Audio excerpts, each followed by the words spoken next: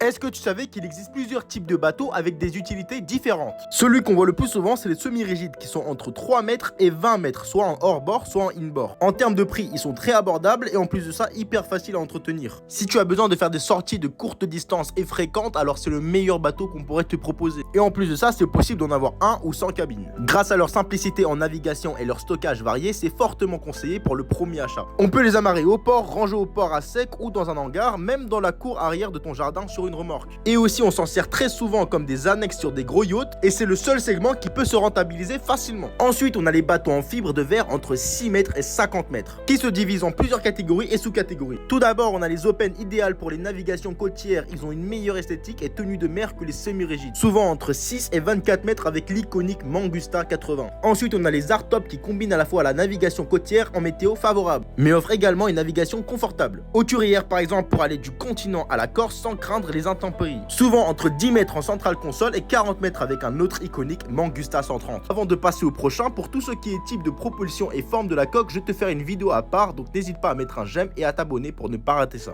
Et la dernière, c'est le sous-marin. Évidemment, je rigole, c'est le yacht avec fly ou multipont. Ils sont entre 9 et 50 mètres en fibre de verre et jusqu'à 180 mètres en acier et aluminium. Ils sont parfaits pour l'optimisation de l'espace et pas que. Sinon, on peut faire des croisières à la Méditerranée avec la famille. Sur certaines unités, on peut même traverser l'océan Atlantique ou explorer le pôle Nord. Et d'ailleurs, n'hésite pas à t'abonner parce que sur ce compte, je te parle de yacht tous les jours.